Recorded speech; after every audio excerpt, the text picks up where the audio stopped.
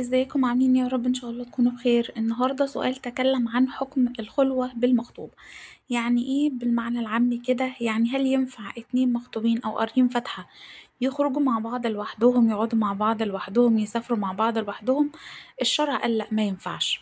طيب، الشرع بيقول ايه بقى؟ بيقول ان الخلوة بالمخطوبة زيها زي الأجنبية بالظبط. مش عشان قريت فاتحة بقى هتنزل براحتك، تقعد براحتك، لا ده ما ينفعش.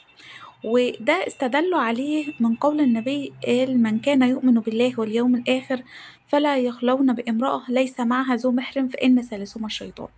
بمعنى ان انت عشان تقعد مع خطيبتك، حتى لو هتتعرفوا على بعض، هتقعدوا مع بعض تتكلموا، لازم يكون في محرم ما بينكم، ده الجائز شرعا. تمام. طيب، في ناس بتقرا فاتحة، هل قراية الفاتحة دي بتعتبر عقد؟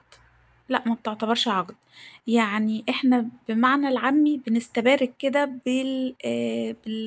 بقراية الفاتحة، اللي احنا بدايتها ان احنا بنتكلم كلام ربنا عشان ربنا يكرم الجوازة دي. تمام.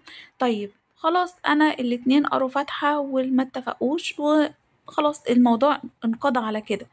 هل ده بيعتبر انقضاء للعقد او فسخ او كده؟ لا طبعا، لان هنا مفيش عقد اصلا. تمام. طيب، العرف بيقول ان هو جرى ان المخطوبة تكلم خطيبها براحتهم، يقعدوا مع بعض براحتهم. قالك ده العرف ده فاسد. قالك عشان تعمل ده والاتنين يقدروا ان هم يبقوا متواجدين في مكان واحد، لازم يكون ما بينهم محرم. تمام. طيب، ويكون طبعا هدف القعاد مع بعض ان هم يعرفوا بعض اكتر، يعرفوا طباع اكتر. ده جائز شرعا. تمام. نتقابل في السؤال اللي بعده ان شاء الله.